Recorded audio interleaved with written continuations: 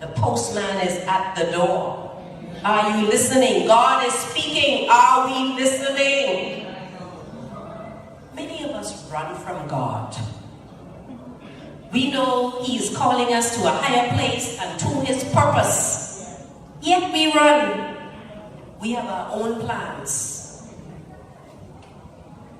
How many of us have a 2019 calendar of events that we want to go to, or something? We have a long list of what we got to do for 2019. I wonder if God in that.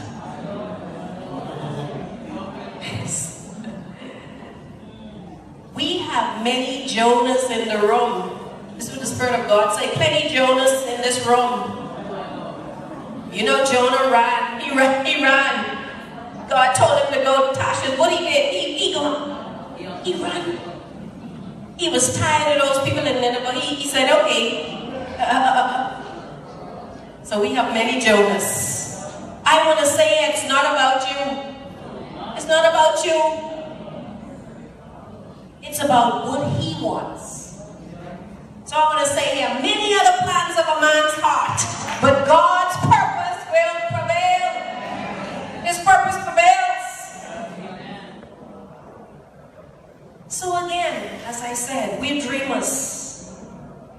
What is a vision? A vision is a concept, a notion, a revelation, or a perception.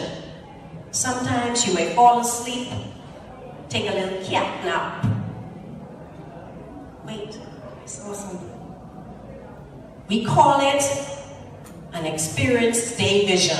We say it was a day vision, which is rare. God is speaking.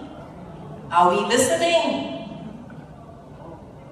The spiritual world is a controlling area of everything. It is active, and we are in the last of the last days. So the spirit realm is active.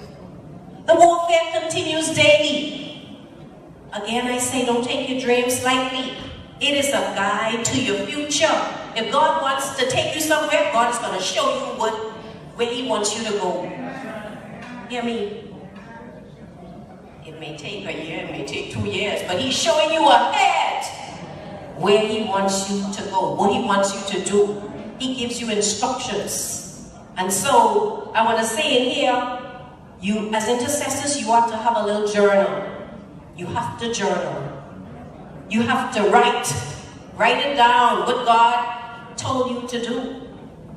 What He told you is going to take place, you write it down. You write the date, and you write the time. Like I say, the vision is for an appointed time. It's not right then. It's not 2014. It could be 2020. But you must write it down. Write it down what the Lord has spoken to you, and He will make it plain. I want to say here, do not share your dreams with everyone. People will discourage you from what God is calling you to do. Don't share your dreams. There are many dreams.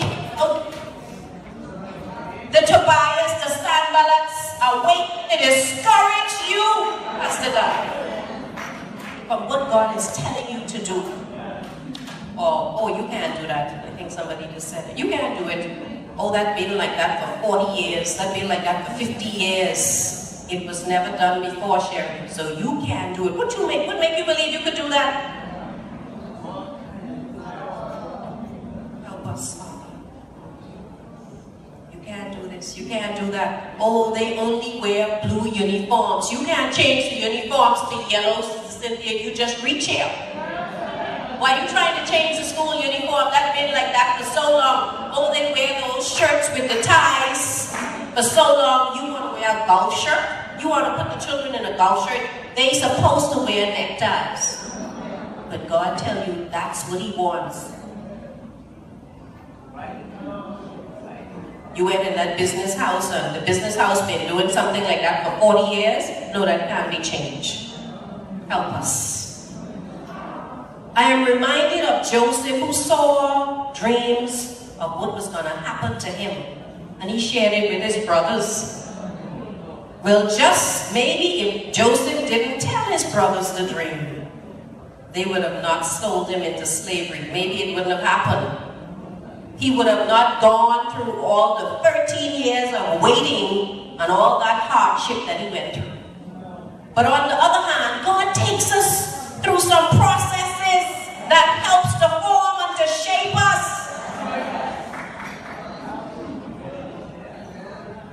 He takes us through. Make sure if you share your dream with someone, that person is someone who through experience has been a supporter or a spiritual influence in your life.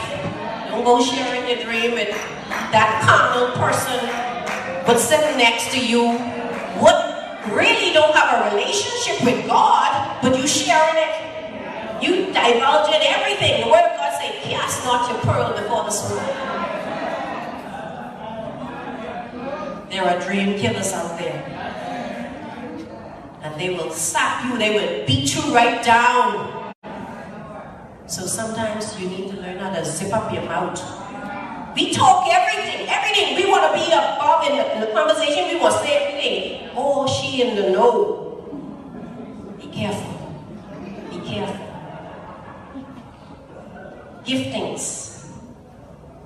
A gift opens the way and ushers the giver into the presence of the great. Your gift will make room for you. It will bring you in the front of great men, kings. Many of us hide our gift. We don't want a person to know that maybe we can sing or we can do this or that. Sometimes it's fear. Or we just don't know what is our gift. You ask the Father and He will reveal it to you. A gift is your talent, is your passion, is what you love to do.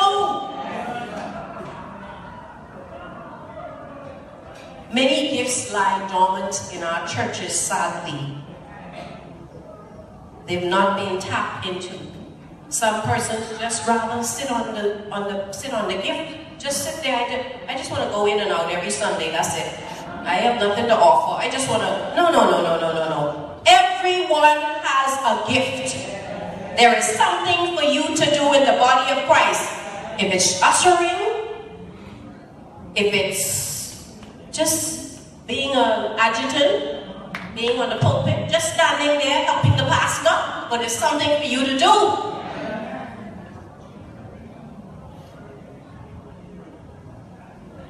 Anyone can sing, anyone can dance in here. Some dances, we have some singers. Some people just rather not do anything. My gift is, somebody said to me, it's just being home. My gift is being home. Come on, man. My gift is being home. Oh God, call me to be home right now. I just serving my children. Come on.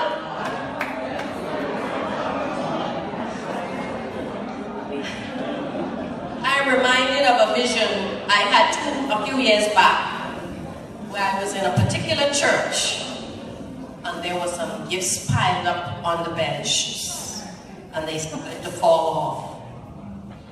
All eventually dropped, and I asked my father, I said, Lord, what is this? And his reply was, the gifts in that church are going to waste. People are sitting on many of them. Somebody, what is your gift? Ask your neighbor, what is your gift?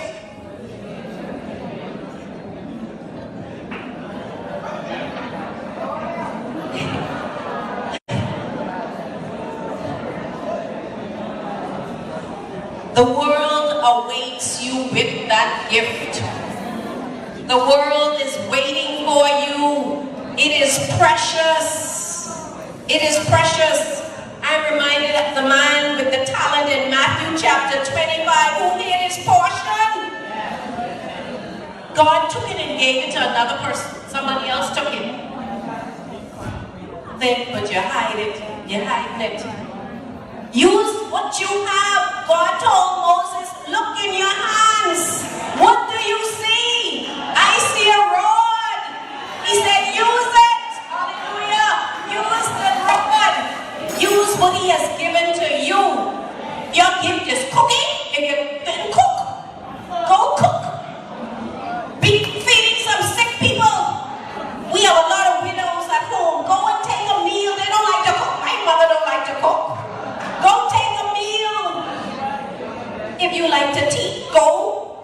Sunday school and teach. Go volunteer. Some people in the hospital waiting for somebody to come and read the word to them, Sister Pastor Ingrid. Waiting. And you hanging up on your gift, oh, I'm not going to use it. Hallelujah. Your gift will make room for you. It makes room. Timothy 4:14 says, don't neglect your gift which was given you through prophecy. When the body of elders laid hands on you, you're all about going to these different churches, get prophecy, they lay hands on you, you get the prophetic word, but you go right back, not doing anything. Help us, Father. God spoke through the prophet. Tell the prophet what to tell you.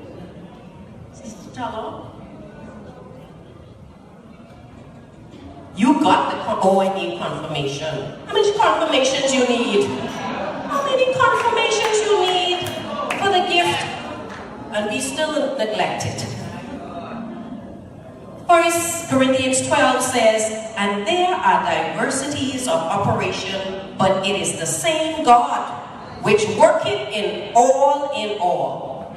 But the manifestation of the Spirit is given to every man to profit withal. For to one is given by the Spirit of the word of wisdom, to another the word of knowledge by the same Spirit, to another the working of miracles, to another prophecy, to another discerning of spirits, to another kinds of tongues, to another interpretation of tongues. But all these things working that one and the same Spirit, dividing to every man severally as he will.